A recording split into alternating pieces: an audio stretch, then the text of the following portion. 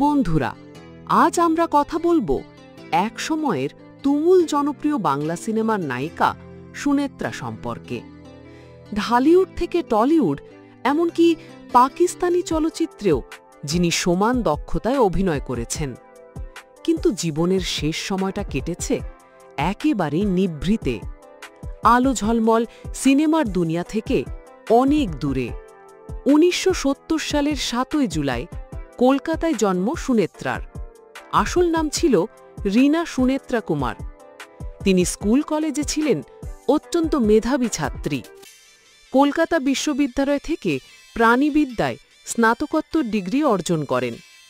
অভিনেত্রী হিসেবে জনপ্রিয় হলেও সুনেত্রা আসলে পড়াশোনাতেও ছিলেন দারুণ দক্ষ। ১৯৮৫ সালে মমতা জালে পরিচালিত উসিলা ছবির মাধ্যমে ঢালিউডে অভিষেক হয় সুনেত্রার। নায়ক ছিলেন জাফর ইকবাল। প্রথম ছবিতেই দর্শকরা তার অভিনয় এবং সৌন্দর্যে মুগ্ধ হয়ে যান। এরপর আর পেছনে তাকাতে হয়নি তাকে। ১৯৯০ সালে মুক্তি পাওয়া পালকি সুনেত্রার ক্যারিয়ারে মোড় ঘুরিয়ে দেয়। দেলোয়ার জাহান ঝন্টু পরিচালিত এই ছবির মাধ্যমে তিনি পান আকাশ ছোঁয়া জনপ্রিয়তা। এরপর একের পর এক হিট ছবি, বনের মতো বন, শিমুল পারুল, ভাবির সংসার, আলাল দুলাল, দুঃখিনী মা, বাদশা ভাই আর ঘর ভাঙা ঘর, সবগুলোতেই দর্শকরা তাকে গ্রহণ করেছিলেন হাততালি আর ভালোবাসায়। শুধু বাংলাদেশেই নয়, কলকাতার সিনেমাতেও কাজ করেছেন সুনেত্রা। সিথির সিঁদুর, মনসা কন্যা, দানব, এই ছবিগুলো তাঁকে পশ্চিমবঙ্গের দর্শকের কাছেও জনপ্রিয় করে তোলে। এছাড়া কিছু উর্দু চলচ্চিত্র আর পাকিস্তানি নাটকেও তার উপস্থিতি ছিল চোখে পড়ার মতো। সুনেত্রা ছিলেন বহুমুখী প্রতিভার অধিকারী।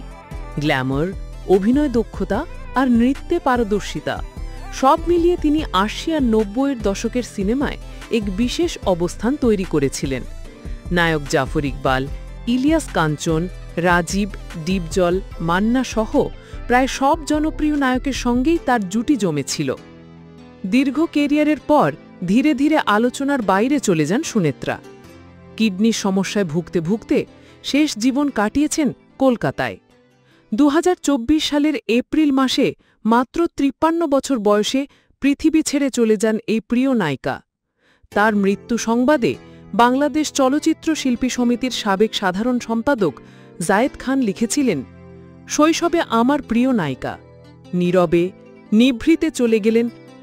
বন্ধুরা, সুনেত্রা আজ আমাদের মাঝে নেই, কিন্তু তার অভিনীত অসংখ্য সিনেমা, তার হাসি, তার আবেগ আজও আমাদের মনে জায়গা করে রেখেছে। বাংলাদেশি সিনেমার ইতিহাসে সুনেত্রা এক অবিস্মরণীয় নাম। বন্ধুরা, যদি ভিডিওটি ভালো লেগে থাকে তাহলে অবশ্যই লাইক দিন। আরও এমন গল্প জানতে চাইলে কমেন্টে জানান। আর আমাদের সাথে থাকতে হলে চ্যানেলটি সাবস্ক্রাইব করতে ভুলবেন না। আপনাদের ভালোবাসাই আমাদের এগিয়ে যাওয়ার শক্তি।